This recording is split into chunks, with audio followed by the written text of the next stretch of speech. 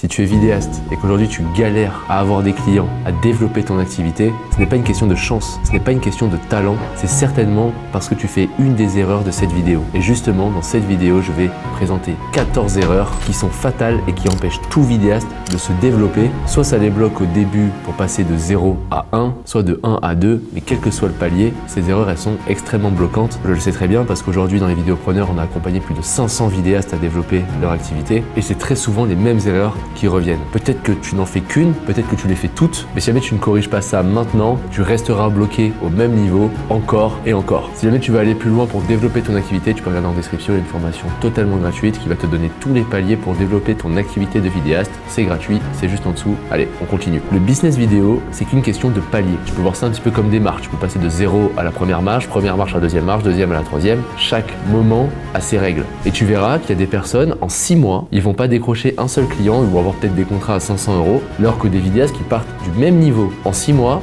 ils vivent carrément de leur activité. Et encore une fois, c'est quoi qui différencie le vidéaste qui va galérer du vidéaste qui va réussir? C'est pas un problème de marché, c'est pas un problème de concurrence parce qu'il y a trop de vidéastes, c'est un problème de décision. L'entrepreneuriat, si on le résume à la plus simple équation, ce n'est qu'une suite de décisions qu'on prend. Si tu prends les mauvaises décisions, tu vas prendre les mauvaises actions. Et ces mauvaises actions, elles vont te donner les mauvais résultats. Et quand tu as des mauvais résultats, bah, qu'est-ce que tu fais? Tu paniques et tu reprends des mauvaises décisions, ainsi de suite, ainsi de suite. Il y a une différence entre travailler et être productif. C'est pas parce que tu es 10 heures derrière ton PC tous les jours que tu es productif. Ta réussite, elle n'est pas corrélée au temps que tu passes à travailler, ni à ta souffrance, elle est juste corrélée à la qualité de tes décisions. Dans cette vidéo, comme promis, je vais te présenter 14 erreurs que tous les vidéastes qui galèrent font. Encore une fois, peut-être que tu n'en fais qu'une seule, peut-être que tu les fais toutes. Et cette connaissance, comme je l'ai dit, on le tient de 500 vidéastes accompagnés jusqu'à aujourd'hui. Donc j'ai pu voir les vidéastes qui, dès qu'ils rentrent dans les vidéopreneurs, en 3 semaines, ils ont des résultats, versus ceux où ça prend 2-3 mois. Et c'est toujours une de ces erreurs qui va être facile à dire, mais peut-être très difficile à corriger. Et comme ça, tu auras la connaissance de l'erreur. L'erreur numéro 1, c'est vouloir être le meilleur vidéaste au lieu de vouloir devenir le meilleur vendeur. Il y a un mythe dangereux qui existe sur YouTube ou dans le contenu. C'était le mythe que si jamais je suis bon vidéaste, techniquement, alors les clients viendront naturellement à moi. Et ça, c'est un truc, en tout cas, quand nous on s'est lancé il y a quelques années maintenant, on s'est fait bâcher pour dire que non, c'était pas le cas, qu'il fallait prospecter, il fallait signaler son existence. Et ce mythe-là de penser que parce qu'on sait techniquement bien faire des vidéos, les clients viendront naturellement à nous, c'est tellement faux que ça en devient l'opposé de la vérité. Les vidéastes qui cartonnent, c'est pas du tout les meilleurs techniciens, ce sont les meilleurs vendeurs. Et ce qu'ils font, c'est qu'ils vendent pas une vidéo, ils vendent des résultats. Il y a énormément de vidéastes, quand il y a un projet qui se présente, ils commencent à parler technique. Quelle durée de vidéo, quel style, quel budget. Pas que c'est pas important de poser ces questions, mais si jamais c'est les seules questions que tu poses, bravo, tu viens de devenir un simple exécutant. Et l'exécution aujourd'hui, vous pouvez regarder autour de vous, il y a des gens qui vendent des vidéos pour 70 balles. Et c'est simple, dans le monde de l'exécution, le moins cher gagne. Et si tu veux en vivre, tu vas vite comprendre le paradoxe. Quand des gens vendent à 70 €, tu ne peux pas être rentable, donc tu ne peux pas jouer à ce jeu. Et de toute façon, c'est pas grave parce que t'as pas à jouer à ce jeu. Le client, il veut pas une vidéo, il veut des résultats. La vidéo reste toujours un moyen. Il veut vendre plus, il veut plus de visibilité, il veut plus de recrutement. Et la vidéo, comme je l'ai dit, c'est juste le moyen qu'il a d'y arriver. Et si jamais toi, tu ne comprends pas comment la vidéo sert ce but, c'est très simple, tu es remplaçable. Il y a un concept que j'aime particulièrement que j'appelle la barre en T. Alors il faut visualiser la lettre T, donc il y a une barre horizontale et une barre verticale. La barre verticale, c'est ta compétence en vidéo, tu es très doué en vidéo, et la barre horizontale, c'est toutes les compétences annexes dans la vidéo où tu n'es pas un expert, mais tu sais de quoi on parle. Et c'est l'assemblage de l'entièreté de ces compétences qui va faire que tu vas devenir irremplaçable. L'idée, c'est que si jamais je te dis comment une stratégie vidéo peut augmenter le chiffre d'affaires d'une entreprise, t'es pas en train de bégayer, tu sais quoi répondre. Parce qu'en réalité, la seule interrogation qu'a le client en face de toi, c'est je te paye 3000 €, je vais avoir quoi en retour? C'est pour ça que l'entièreté des questions qu'on est dans un entretien client, elles tournent pas autour du projet. Ça va être des questions comme, d'accord, mais c'est quoi ton objectif avec cette vidéo? Qu'est-ce que tu cherches à avoir? Comment tu vas savoir que la vidéo est un succès pour toi? D'ailleurs, pourquoi tu veux faire de la vidéo? Pourquoi pas faire du texte ou de la photo? Vous remarquez qu'à aucun moment, en fait, là, je parle du projet vidéo. Je parle de c'est quoi sa motivation à faire de la vidéo. Ça, pour moi, c'est le premier problème. Le deuxième problème que je vois systématiquement chez les vidéastes, en tout cas des fois quand ils rejoignent les vidéopreneurs, c'est qu'ils ne travaillent pas sur les bonnes choses. On l'a dit, tout est une question de qualité de décision. Mais si jamais on va dire que tu travailles 7 heures par jour, et ce, du lundi au vendredi, tes heures, tu ne les mets que à profit pour faire des free-to-fee, des contenus Insta que personne verra, ton logo, ton site ou des choses comme ça, bah, faut pas s'étonner que tu n'aies pas de résultat. Tu ne passes aucun temps sur développer ton activité concrètement. Encore une fois, en vrai, je vais dire une vérité qui va déranger peut-être certains, mais le montage, le tournage, tout ça, c'est une partie du travail et c'est la partie la plus réduite en réalité. Si jamais je fais un graphique, 10% c'est la livraison, 90% c'est aller trouver trouver le client, l'expérience client et tous ces trucs-là. La vidéo, c'est le produit final. Si personne n'est là pour payer ton produit final, bah, c'est très simple, tu travailles pour rien. Donc au début, quand tu commences, 100% de ton temps, c'est facile, c'est aller trouver des clients. Ensuite, tu vas forcément équilibrer, tu as un temps de livraison, un temps d'acquisition, de vente. Il faut toujours que la casquette créateur et la casquette vendeur, elles soient équilibrées. Si tu as trop de vendeurs, pas de créateurs, ça marche pas. Si tu as trop de créateurs, pas de vendeurs, ça marche pas. Donc l'idée, c'est d'avoir ce juste milieu que tu dois trouver à chaque instant dans ton activité. Deuxième erreur que je vois, c'est envoyer des devis au lieu d'envoyer des propositions commerciales. Un devis, c'est quoi? Si je résume, c'est une facture avant la facture. Quand je reçois un devis, je vois quoi? Le prix et une liste de trucs que je comprends pas. En gros, c'est ça. Et c'est là où, justement, dans la prestation de service et en tant que vidéaste, ça va être extrêmement important, c'est de ne pas envoyer un devis, c'est d'envoyer une proposition commerciale. Pour la simple et bonne raison qu'un devis, c'est axé sur un prix et de l'exécution. Une proposition commerciale, c'est axé sur la résolution d'une problématique. Et on l'a dit, un vidéaste qui fonctionne, c'est un partenaire stratégique qui va résoudre des problèmes et y apporter une solution. Un des problèmes du devis, c'est quoi? C'est que je prends ton devis, donc je sais pas, je prends le devis là, il y a Lanzo derrière la caméra, il me dit 1500 €. Après là, j'ai Romain là, il me dit 1300. En fait, j'ai que ça pour comparer. J'ai le prix, c'est tout. Parce que le devis, il y a marqué 3 lights, matos, truc. Enfin, il y a des choses que je comprends pas vraiment à pourquoi 3 lights c'est mieux que 2 lights. Donc en réalité, le seul truc que j'ai pour comparer les deux vidéastes, c'est le prix. Et tu commences à jouer au jeu du moins cher, jeu auquel t'as pas envie de jouer. C'est pour ça qu'un devis, ça te condamne. Je sais qu'il y en a qui vont me dire oui, mais des fois, machin. Oui, bien sûr qu'il y a des fois et on va envoyer un devis, on va pas se casser la tête avec une proposition commerciale. Mais dans les faits,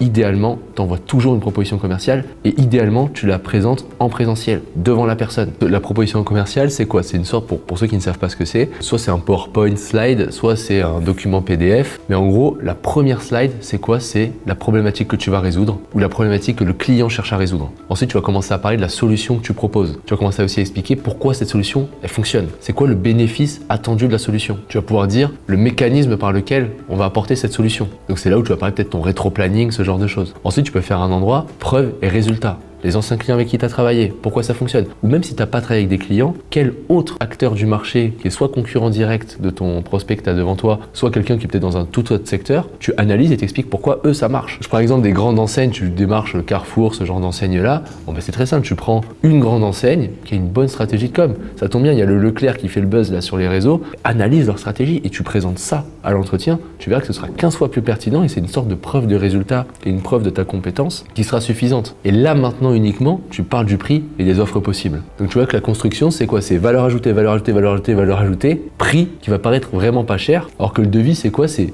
prix, mais il n'y a aucune justification de pourquoi je devrais te choisir toi plutôt qu'un autre. Donc voilà, ça c'est une erreur. Proposition commerciale. Si tu veux être un vidéopreneur, si tu veux être une vidéopreneuse, tu fais des propositions commerciales. Alors après, c'est toujours compliqué quand tu es tout seul et que tu n'en as jamais fait. Effectivement, dans les vidéopreneurs, il y a des channels où tu as une analyse profonde de tout le monde sur tes propositions commerciales où tu peux les partager. Bon, quand tu es tout seul, tu vas devoir faire des tests, essayer, voir ce qui marche pas. C'est peut-être un peu plus compliqué, mais c'est quand même possible. L'erreur numéro 3, et celle-là, elle est assez difficile en réalité à pas faire, c'est accepter des clients qui paie mal. Parce qu'en réalité, dans le business, c'est jamais réellement une question d'argent, ça va être une question d'énergie. Un client qui paie mal, il va te pomper toute ton énergie et c'est une énergie que tu n'as pas pour aller trouver des clients qui, eux, paient bien. Le problème, c'est que beaucoup de vidéastes qui peuvent nous écouter, peut-être que vous êtes dans des situations un petit peu précaires. Vous n'avez plus de chômage, il faut payer les factures et là, il y a ce projet-là qui se présente et vous êtes dans le besoin. Et être dans le besoin en business, c'est la pire situation que vous pouvez être. Parce que c'est très compliqué de dire non à un projet qui paye alors que vous avez besoin d'argent pour dans 15 jours. Mais il y a une réalité, c'est que les clients qui payent le moins cher, c'est aussi les plus chiants. Je vais vous donner des exemples de clients que j'ai eus qui payent vraiment pas cher. Ils voulaient monter avec moi donc dans mon bureau et venir s'asseoir à côté de moi et monter toute la vidéo avec moi. Alors que j'ai eu des prestations beaucoup plus chères, avec des dizaines de milliers d'euros. C'est vraiment, j'envoyais le truc, ils disaient ok, parfait, basta. Enfin, c'était plié quoi. Pareil, les clients qui veulent payer le moins cher, ils vont négocier chaque centime, chaque truc. T'as vendu une journée de tournage, tu te dis bon je sais pas, à 17h on a fini les plans, ils vont dire ouais mais t'es sûr, t'as payé une journée de tournage quand même, on peut rester 2 heures, en fait j'ai une autre idée, machin. Bref, ils respectent pas du tout la valeur de votre temps ni la valeur de votre travail. Parce qu'ils ont payé, ils ont l'impression qu'ils ont un droit de vie ou de mort sur vous. Et le pire du pire du pire, c'est que ces gens-là, toute cette énergie qui vous prend, ça vous empêche d'évoluer, ça vous empêche de croître. Parce que quand vous avez un client comme ça, vu l'énergie qu'il vous prend, vu le temps qu'il vous prend, faut se dire que c'est un temps et une énergie que vous n'avez pas pour aller chercher d'autres clients qui, eux, sont peut-être beaucoup plus intéressants. C'est pour ça que baisser son prix, faire ce genre de choses, ça attire les mauvais clients. C'est un filtre pour dire bonjour, je veux les clients les plus chiants de la Terre, s'il vous plaît. J'aime bien cette phrase qui est un peu bateau, mais c'est dire non à un client chiant, c'est se se dire oui à soi. Je te donne 3 symptômes qui font dire qu'un client il va être super chiant. Premièrement, il négocie le prix, il a même pas vu l'offre. Tu sais, c'est typiquement le mail que tu reçois, la personne ne te connaît même pas, elle dit ouais voilà, je voudrais une vidéo avec ça. Par contre, j'ai un petit budget, donc faudrait que ce soit pas cher. Tu sais, on n'a même pas discuté, tu es déjà en train de négocier le budget. Ça, alors c'est pas toujours vrai, hein, des fois c'est cool, mais en général, petit signal d'alarme là. Le deuxième, c'est qu'il pose littéralement 10 000 questions avant de signer. Il va te dire ouais mais il n'y a que 3 révisions, j'aimerais bien beaucoup plus, et attends et le drone, pourquoi on peut pas mettre du drone dans ce prix là, pourquoi ci, pourquoi ça. Lui pareil, petit signal d'alarme, faut faire gaffe. Le client qui disparaît, c'est-à-dire que voilà, vous avez grave discuté, il disparaît totalement, il ignore tes appels, il répond plus à aucun message, il revient 3 semaines après avec encore plus d'exigences en disant ouais je suis capable de travailler avec toi, mais voilà j'ai des exigences. On parle d'un client qui paye rien du tout, hein, donc théoriquement il devrait juste voilà, il paye et puis voilà. Et après bien sûr tous ceux qui sortent de votre process, quand vous demandez un acompte, ils veulent pas payer l'acompte, il vous fait le fameux visibilité, on part. Hein. Donc le plus important, il y a plusieurs choses. Déjà c'est apprendre à dire non, c'est-à-dire qu'en fait à un moment donné il faut respecter sa valeur. C'est pas facile, mais des fois qu'il y a un client comme ça, il faut dire bah non, moi mon prix c'est ça, mon process c'est ça. En fait soit tu colles à ça, soit je comprends tout à fait, peut-être que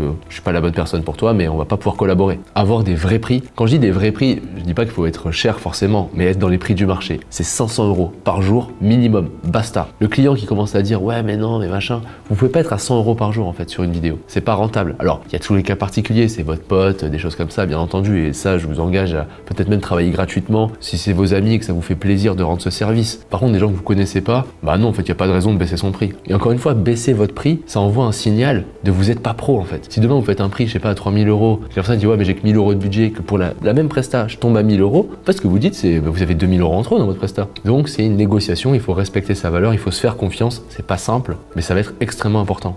Erreur numéro 4, alors celle-là, je la vois tout le temps, c'est penser que le contenu c'est une arme de vente alors que c'est une arme de confiance. Ça c'est une vraie erreur et en fait en réalité c'est qu'il y a plein de vidéastes qui vous disent de faire comme ça, même si c'est pas explicite, ils le disent pas clairement, mais les seuls vidéastes qu'on voit sur les réseaux sociaux c'est ceux qui créent du contenu, donc on se dit naturellement qu'il faut faire pareil. Mais 95% des vidéastes qui ont des super comptes Instagram, ils ont pas de clients. En fait c'est pas que le contenu ça sert à rien, mais c'est que c'est pas une arme de vente. Le contenu c'est ce qu'on pourrait appeler une arme de confiance. Le contenu ne te rend pas visible, il te rend crédible. L'idée générale ici, c'est de se dire qu'il y a 2 grands aspects dans votre business. Il y a le fait d'aller vous faire connaître auprès de votre clientèle cible et que cette clientèle cible vous fasse confiance. Donc, la grande stratégie, c'est de prospecter les gens, quelle que soit la méthode, que ce soit par mail, appel, ce que vous voulez, mais en tout cas, même dans les salons, n'importe, mais vous rendre visible le plus vite possible. Et en fait, ces gens-là, à force de les relancer, vous allez pouvoir utiliser votre contenu. Non seulement vous pouvez l'envoyer directement comme étude de cas ou pour rendre plus pédagogique votre offre, mais surtout quand par exemple vous prospectez, je prends un cas classique, vous faites un coup de téléphone, bon ça marche pas, on n'a pas le rendez-vous. Si vous arrivez à ajouter la personne sur LinkedIn et que vous faites du contenu, en fait régulièrement il va vous voir. Et c'est là où on va commencer quand vous allez rappeler cette personne-là plus tard. Donc là vous faites de la vente, il va vous dire ah oui mais je vous vois sur LinkedIn. Et tout de suite la conversation elle est beaucoup plus simple. La prospection c'est de la vente, le contenu c'est de la confiance. L'idée c'est pas de se dire que ça sert à rien de faire du contenu, mais faire du contenu en pensant qu'on va faire de la vente, c'est très risqué. D'ailleurs vous pouvez regarder,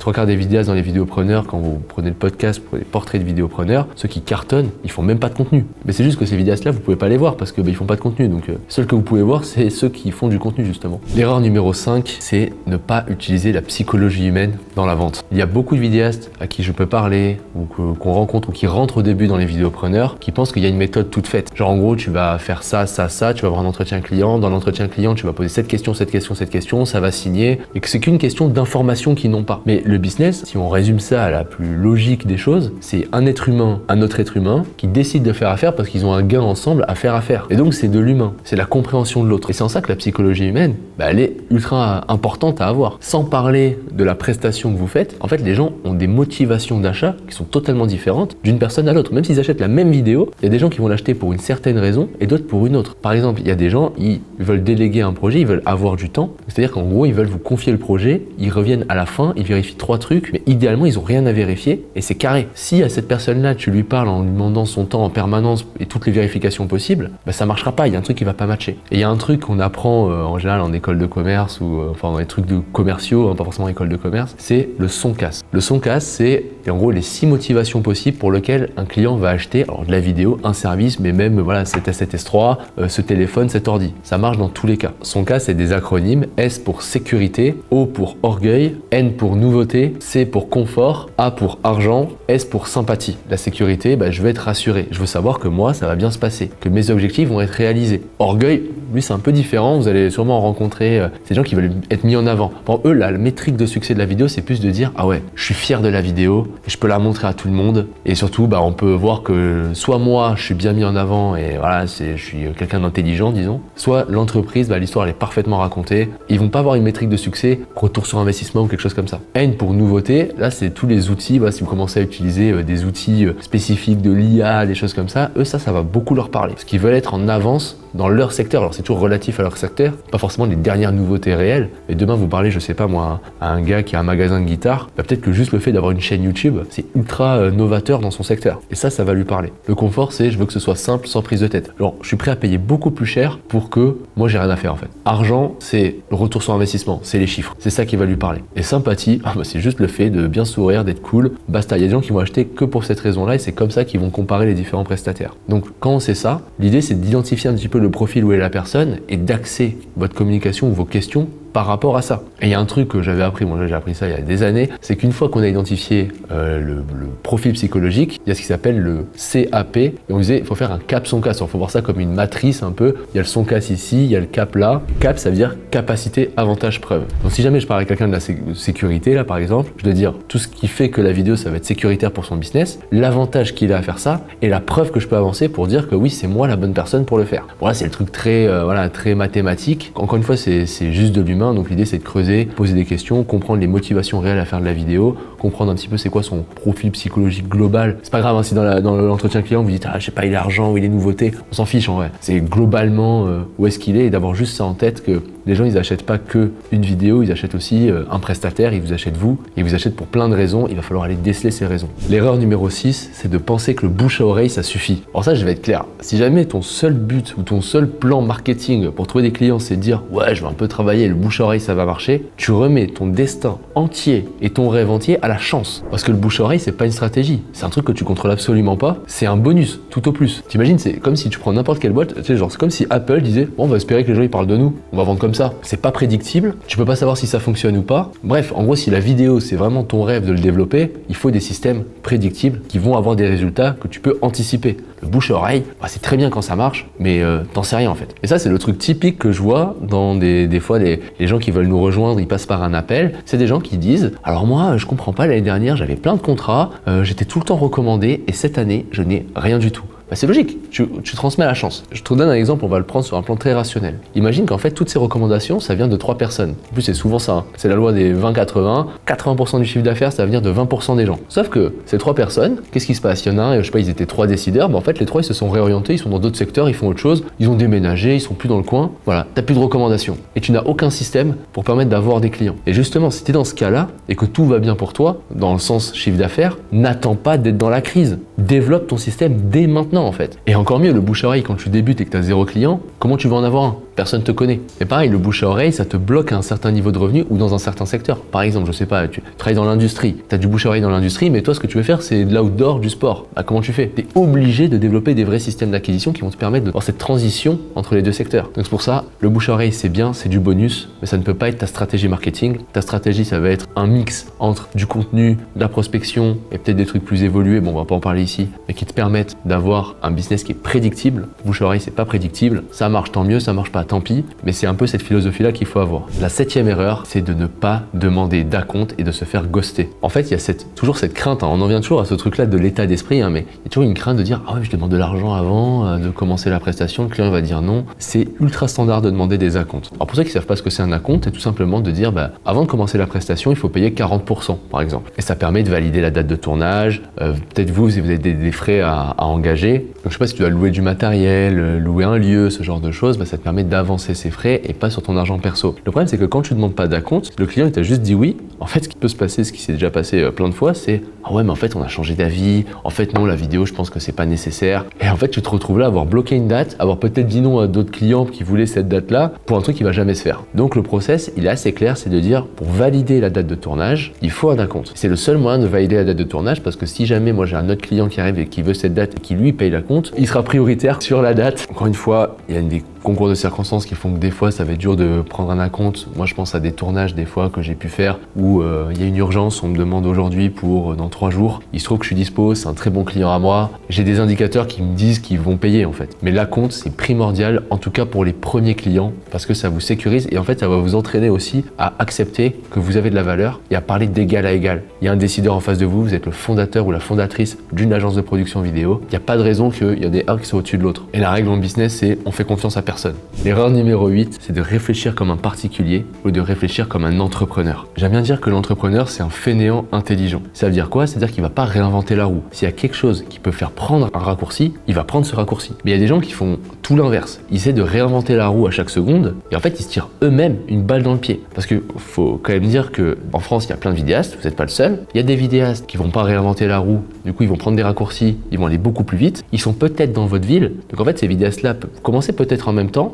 mais sur un an, ils ont pris tout votre marché. Juste parce que vous avez cherché à ne pas prendre de raccourcis. Ça veut dire quoi prendre des raccourcis? Ça veut dire que si jamais il y a un moyen plus simple de faire A, il faut le faire. Alors, il y a toujours ce jeu-là de peut-être ça coûte de l'argent, tout ça. Mais par exemple, si jamais votre méthode pour appeler des gens, ça vous prend, je sais pas, 10 heures, qu'il y a 2 outils qui coûtent 30 € par mois, qui vous le ramènent à 1 heure, bah, il faut le faire en fait. Parce que vous dites que toutes ces heures-là que vous ne passez plus du coup à prospecter ou en tout cas à faire cette tâche, vous le faites sur des tâches beaucoup plus rentables, qui vont avoir un retour sur investissement beaucoup plus grand. Et aujourd'hui, en plus, vous avez une chance énorme. On vit dans un monde où l'information, elle est disponible. Vous voulez monter une agence, ok. Le podcast Les Vidéopreneurs, c'est documenté, il y a toutes les stratégies, il y a tout. Il suffit juste d'écouter en fait. Donc vous mettez Spotify, Apple Podcast, en plus nous on paye des choses pour que ce soit accessible pour vous facilement. Vous mettez ça dans les oreilles, il y a quoi? Il doit y avoir peut-être, je sais pas, 30, 50 entrepreneurs de la vidéo de toute ville, de tout horizon qui ont partagé comment ils ont fait, qu'est-ce qu'ils ont fait, quelles stratégies ils ont mis en place. Tout est là. Et je vous demande même pas de rentrer dans les vidéopreneurs, je vous dis juste le truc est gratuit, faites-le. Souvent je vous dis la vidéo qui est juste en dessous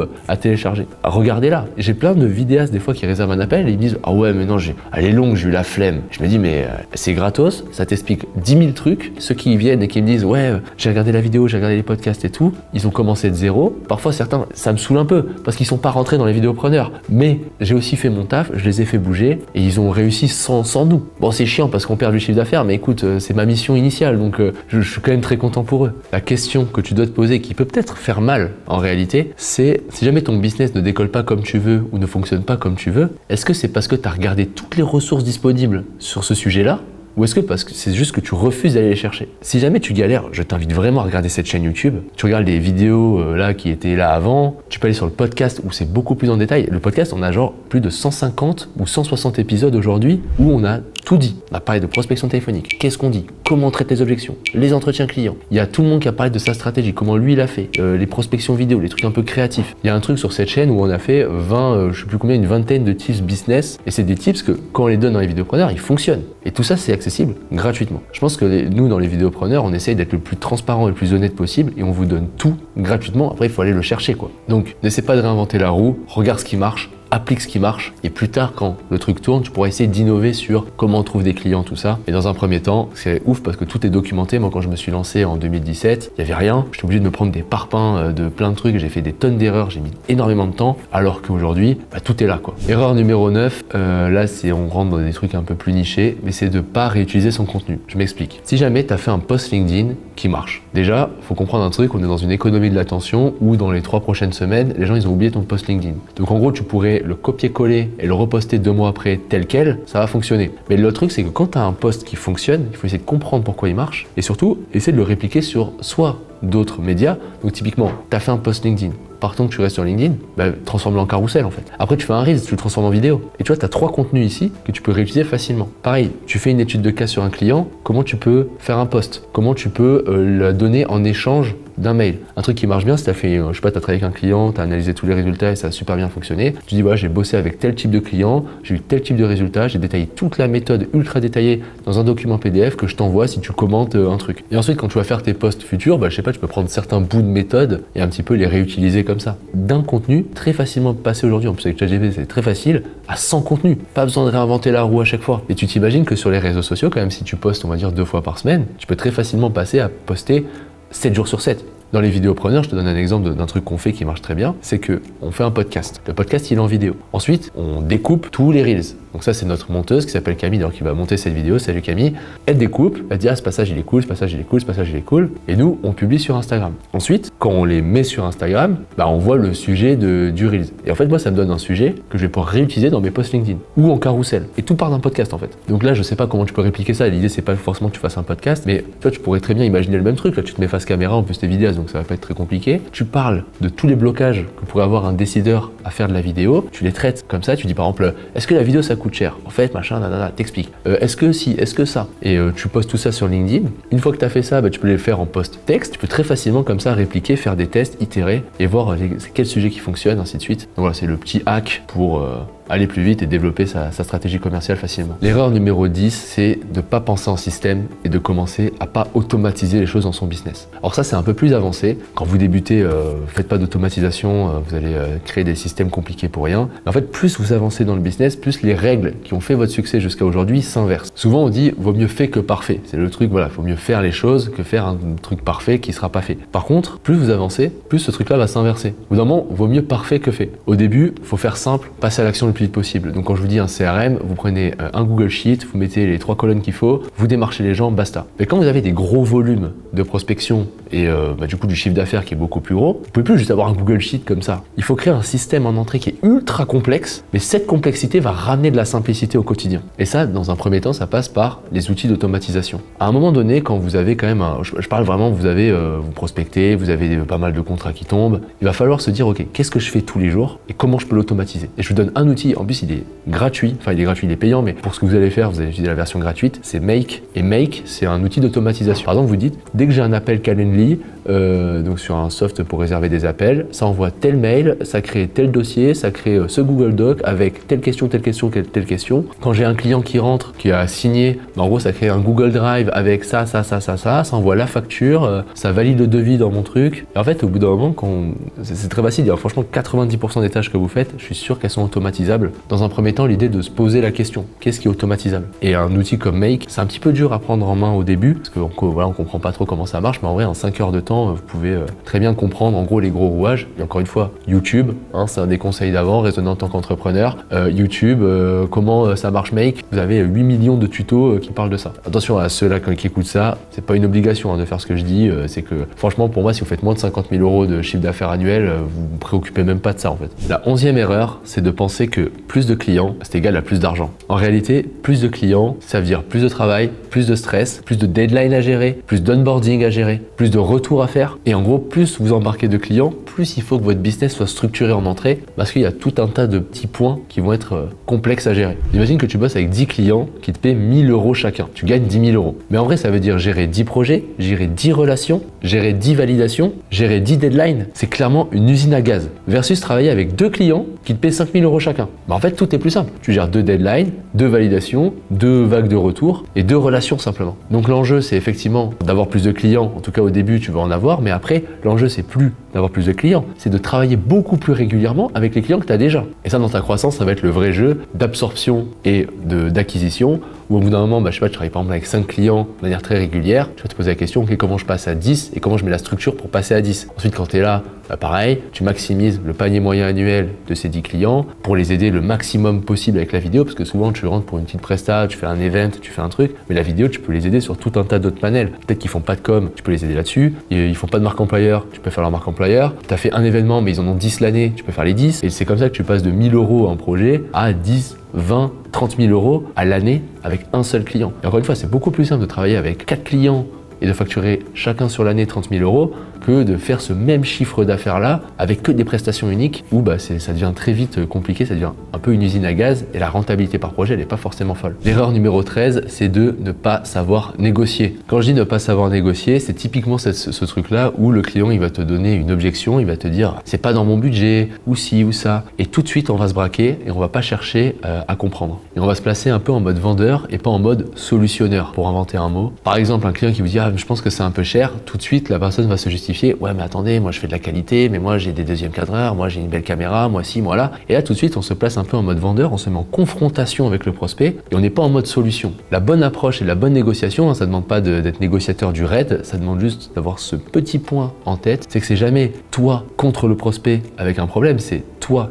et le prospect face au problème. C'est trop cher? Ah, d'accord, je comprends que c'est un vrai investissement. Selon vous, ce serait quoi une bonne solution? Je me mets avec lui. Et c'est pareil, d'essayer de comprendre dans c'est trop cher, souvent ce qu'ils veulent dire, c'est je ne vois pas la valeur de votre offre. Donc il faut aller ramener tout de suite à la valeur. Et ça passe par deux aspects. Déjà, avoir les petites techniques, les petites phrases, pour ça qu'on apprend dans les vidéopreneurs ou que vous pouvez apprendre, qui sont souvent très logiques. C'est comme je viens de dire, c'est trop cher, c'est vous dites par exemple, ah, par rapport à quoi? C'est la question piège pour le prospect. Et vous allez creuser dans c'est quoi qu'il attend en termes de résultats. Et après, vous pouvez poser des questions. Par exemple, imaginez que cette vidéo vous ramène 5 nouveaux clients par mois en plus. Est-ce que c'est toujours trop cher, par exemple? Et l'autre aspect, et ça c'est un peu le plus dur, c'est d'avoir confiance en sa valeur en fait. C'est de dire, quand on est dans cette négociation, on parle d'égal à égal et on se considère comme une opportunité. À aucun moment je vais baisser ou je vais me mettre un petit peu face au client en disant moi je veux absolument le projet, donc oui, ou en mode défense ou quelque chose comme ça. C'est que si jamais j'ai confiance en moi, j'ai confiance en ma valeur, naturellement je vais pas me dire c'est trop cher, je vais juste me dire il a pas compris la valeur en fait. Parce que moi je suis une grosse opportunité pour lui, c'est juste que j'ai pas réussi à lui faire comprendre. Et c'est là dans mes questions et dans mon attitude où ça va se voir. Donc ça c'est un truc un petit peu état d'esprit, j'ai pas de solution si vous êtes solo, la seule solution que j'ai c'est de vous entourer de vidéastes et de voir comment eux gèrent, et des vidéastes qui réussissent c'est le mieux. Mais ça bon, je vais pas vous dire d'entrer dans les vidéopreneurs, mais que nous on a mis cet écosystème là, mais dans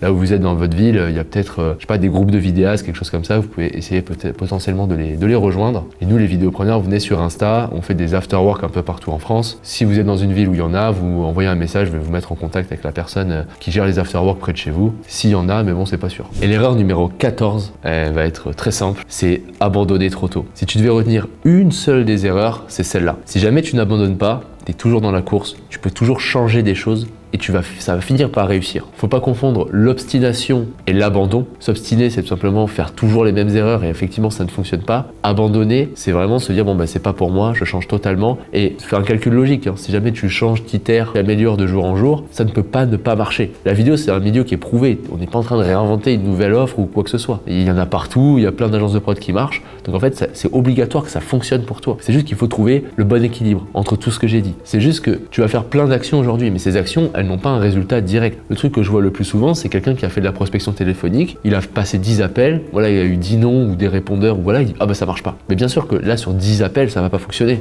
L'idée, c'est de faire ça pendant des mois, de semer des graines pour ensuite pouvoir les récolter. Mais si jamais tu sèmes pas de graines, tu pourras rien récolter après. Et ça, j'ai vu trop de gens qui étaient à 2 doigts de réussir, abandonner, juste parce que ils n'avaient pas les résultats rapides. Vous savez, aujourd'hui, dans les vidéopreneurs, il y a des gens, ils réussissent en 2 mois, 1 mois, 6 mois. Mais vous savez, avant que ce genre d'accompagnement existe, par les années, je sais pas, 70, quelque chose comme ça, avant, on disait que pour monter une boîte, c'était 3 ans. Aujourd'hui, grâce à YouTube, au podcast, à toute l'information en ligne, aux accompagnements comme les vidéopreneurs, mais pas que, à tout un tas d'autres accompagnements, ce temps-là, il a été drastiquement réduit, et des gens qui n'ont aucune connaissance business, pas du tout l'état d'esprit, arrivent à se transformer totalement dans un temps quand même réduit. C'est dur de changer totalement d'identité en 3 mois quoi. Mais aujourd'hui c'est possible, mais c'est pas tout à fait naturel, c'est pas facile. Donc entre le moment où vous allez faire toutes les tâches business, tout en place, acquérir le bon état d'esprit, et le moment où vous allez avoir des vrais résultats, il y a forcément un moment, il y a forcément un temps. Il faut juste accepter de creuser la mine un petit peu jusqu'à arriver au diamant. Tant que vous abandonnez pas, c'est mathématique, ça va marcher à un moment. Si à chaque fois vous vous remettez en question, pas de raison que ça fonctionne pas.